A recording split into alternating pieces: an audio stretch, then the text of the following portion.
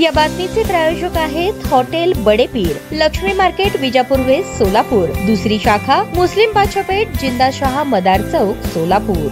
बेगमपेठ येथील अनधिकृत बांधकामावर कारवाई न झाल्यास सय्यद यांचा गंभीर इशारा। याबाबत मिळालेली अधिक माहिती अशी, यातील अर्जदार नामे बख्तियार बडेसाब सय्यद हे मागील 6 दिवसांपासून जिल्हाधिकारी कार्यालय उपोषण घेत या ठिकाणी उपोषणास बसले आहेत। दरम्यान त्यांची मागणी अशी आहे की सोलापूर महानगरपालिका सोलापूर यांच्याकडील बेगमपेठ येथील इक्बाल बडेसाब सय्यद यांच्या अनधिकृत बांधकाम संदर्भात वेळोवेळी तक्रार अर्ज दिलेला आहे। तसेच जनता दरबारामध्ये सुद्धा भेटून ऑनलाईनद्वारे अनेक अर्ज दिले आहेत, परंतु याच्यावर प्रशासन कारवाई करण्यासाठी टाळाटाळ करत आहे। तसेच जोपर्यंत त्या अनधिकृत बांधकामावर कारवाई होत नाही, तसेच त्या अनधिकृत बांधकामावर कारवाई करावी अशी मागणी सय्यद यांनी केली आहे। दरम्यान मागणी मान्य न झाल्यास उपोषण तीव्र करण्याचा इशारा सय्यद यांनी दिला आहे।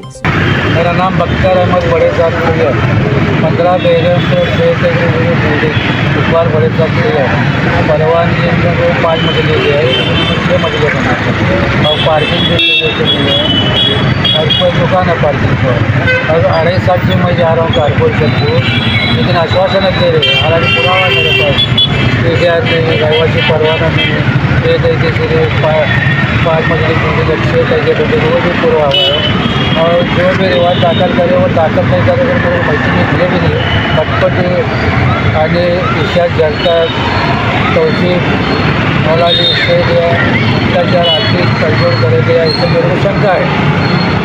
और अगर और हमारी जगह पर व्यक्तिगत मन कर मेरे भाई को बच्चन का मारे और मेरे को मारने के हम देने की धमकी दे रहे हैं।